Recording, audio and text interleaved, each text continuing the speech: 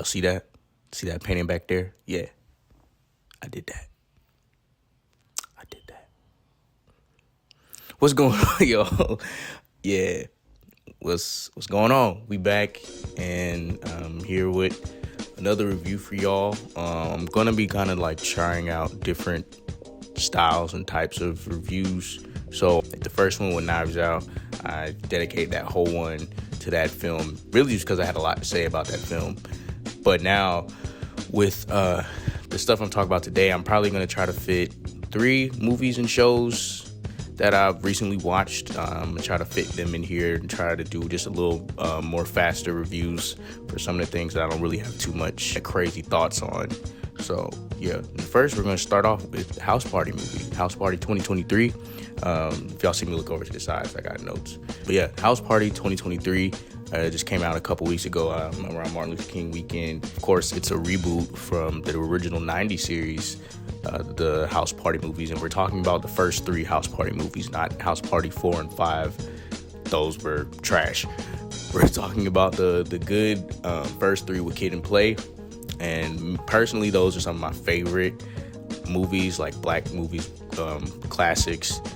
Mainly because I feel like during that era, there were a lot of hood movies. And while the hood movies definitely made a change in as far as breaking in black filmmakers and black stories, I feel like they were so dark that there wasn't enough stories for the people that just want to go out and have fun with their friends. Just some like lighthearted comedies. I feel like the House Party movies served a purpose in just not oversaturating the market with more dark hood type storytelling. It was, again, more just slice of life, and these kids just want to have fun and go to a party.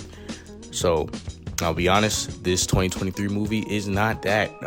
There's barely any references to the original House Party at all, and I guess that's a good thing because that way it's kind of its own thing, but it's still, I don't know, I feel like that's kind of weird. If you're gonna reboot it, I feel like there should at least be a couple nods to the first one. But when the first trailer for this movie dropped, I watched it. I don't really watch too many trailers anymore, but I was kind of scared for it when this dropped because LeBron is behind it, and figured it would kind of be like Space Jam, just the way that trailer started. But I heard that some of the writers from Atlanta were behind the script of this movie, and I was like, okay, maybe it won't be that bad.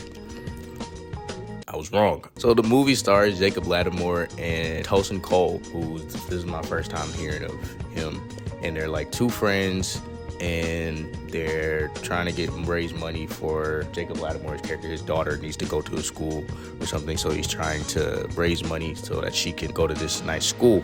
And they're cleaners. They're cleaners and they go to LeBron's house to clean his house, and they're like, oh yeah, he's out on vacation, so why not have a party?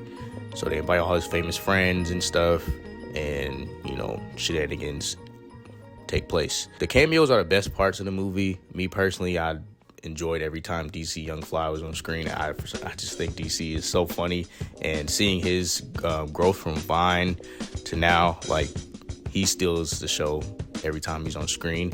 And there are some other good cameos in there throughout the movie. I feel like that was the best part, and that's not a good thing. The 2 leads, there wasn't really too much like chemistry between them. Like when they had their conversation or they were like had their conflict, whatever, I kind of didn't really care.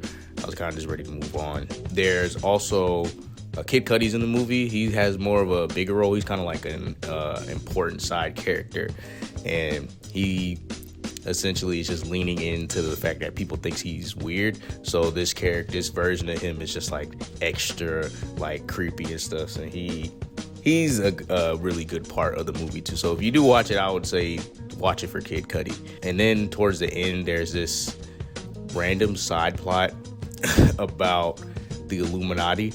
It just goes completely left. And that's what before I saw this movie, that's what I was seeing a lot of people talk about. They're like, oh, y'all would put this Illuminati stuff, y'all see what's going on at these Hollywood parties and this and that, blah, blah, blah. But to slightly defend this movie in that regard, if you did watch the first House Party movie, there's also a weird part in the 3rd act where a kid gets arrested and he raps in jail to protect himself from getting assaulted. So that's also like had nothing to do with the rest of the movie. So hey, I feel like if people are going to give this movie that energy for the random Illuminati thing, they should do the same thing about the first House Party movie. But I digress. Overall, it was a good bad movie. I'll say, like, if you just want to watch, turn off. I don't think anybody's going into this thinking of anything crazy or any like expert filmmaking or anything like that. You should just watch it just for the sake of just having a laugh. And it was, yeah, I didn't hate watching it, but it wasn't a great movie. It's probably a solid, like, I would probably give it maybe 5 out of 10. Next show I'm going to do really quick is Kaleidoscope. Kaleidoscope came out, came out on New Year's Day, the first day of the year. And I've been seeing promo for it, and the way they've been hyping it up was every person's Netflix account has a different episode order. I think it's a total of 8 episodes, but you have to watch White at the end. And everyone has a different list. I'll put mine on screen of the order that I was given, and I enjoyed it. I really did enjoy Kaleidoscope. I feel like Netflix is starting to put out a bit more content that I enjoyed as of lately, especially with some of the actors they've been hiring. They got Giancarlo with this one. That was my main draw to this because I love Giancarlo. He's great in everything that he's in, and he was great in this as well. But also who stole the show in some of her scenes as well was Tati Gabrielle, and the twist with her character, kind of unexpected. It kind of caught me off guard in the end. But she did really well, and the younger versions of her did really well as also, because this movie takes place, it's like a heist movie. I should have explained this off the rip. The concept of it is that this is a heist that's 25 years in the making in Giancarlo's character. You see all his motivations and how he builds a crew and all that. So each episode is like, I think it's like 25 years before the heist, 7 years before the heist, a few months before the heist, and so on and so forth. Kaleidoscope, definitely solid. I would suggest y'all check it out. It's a great watch. I would watch it over again. There's some great acting, not just from the 2 that I just mentioned, but overall the cast from some lesser known actors that this is my first introduction to them. They all did really well. Pretty likable characters in this one. In Avatar, I wasn't gonna do a full-blown Avatar review, but I feel like at this point it's kind of late. Like, it's almost gonna be 2 months since the movie released, and I kind of missed that window. So I just wanted to get off my thoughts on it really quick.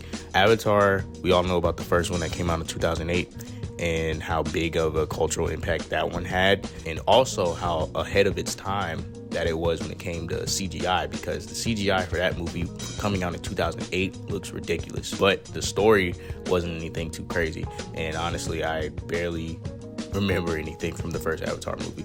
So with this one, with it being over 10 years in the making, it had a lot of expectations, and James Cameron has been talking so much about how great this movie's gonna be and all this stuff. Like, his press tour was just him just running his mouth, which I would too if I was James Cameron, and this movie I've been working on for this long is ready to come out. Also, they've shot like Avatar 3, 4, and 5 too, so those are gonna start coming out over the next few years, and they're gonna come out a lot quicker too.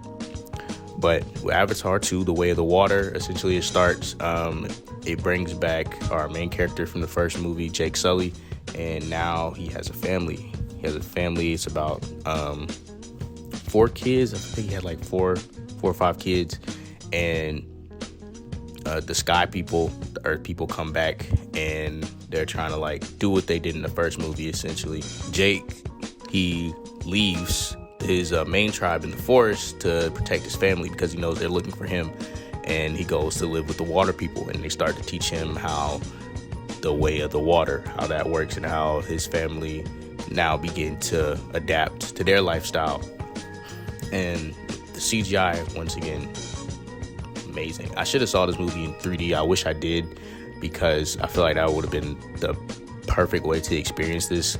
Like, the way they have the water looking in this movie, wow. Like, it looks like you can touch it, go out and touch it, and just the way they did everything in the movie, it just looks like Pandora really exists. And you could go to Pandora, and they really did a great job with that. Story itself wasn't too crazy. I feel like this one was a bit more. I like this movie more than the first one. Yeah, the first one for me was kind of forgettable. This one was actually pretty good, and the story kind of had me more invested. Now, probably because the kids were involved, because Jake Sully himself kind of bland, but the kids being there, that kind of added a lot of life to the story. It's a 3-hour movie. It's over 3 hours, actually. My bad. And if you don't have the patience to sit through that whole time, I don't blame you, because even when I was watching it, it was kind of a drag to get through. But I will say the pacing wasn't that bad. Like, the 3 hours really didn't feel like 3 hours. Like, it went by pretty smoothly. And the last act was pretty solid, of course, with all the action scenes. With James Cameron, you're going to get great action. And overall, I thought it was a pretty good watch. I think it's worth the hype. I think it was worth the hype that it got. I mean, I've never been too crazy about the series anyway, but I can admit something's good when it's good, you know. And I am kind of excited to see how better they get with CGI in the next few movies that come out, and where the story goes from here. I feel like they're gonna probably follow the kids from this point on. So Avatar gets 7.5 out of 10, and Kaleidoscope gets an 8 as well. I don't know if I said that, but yeah, I just wanted to come in and give y'all quick little reviews about like the things I've watched lately. Next, I'm gonna do a 2-parter. It's gonna be the movie X, came out last year, and Pearl. I know those movies are old as hell, but I really want to get my opinion out because I just watched them recently, and I actually do kind of have a lot to say about those two, especially for a person that's not into horror.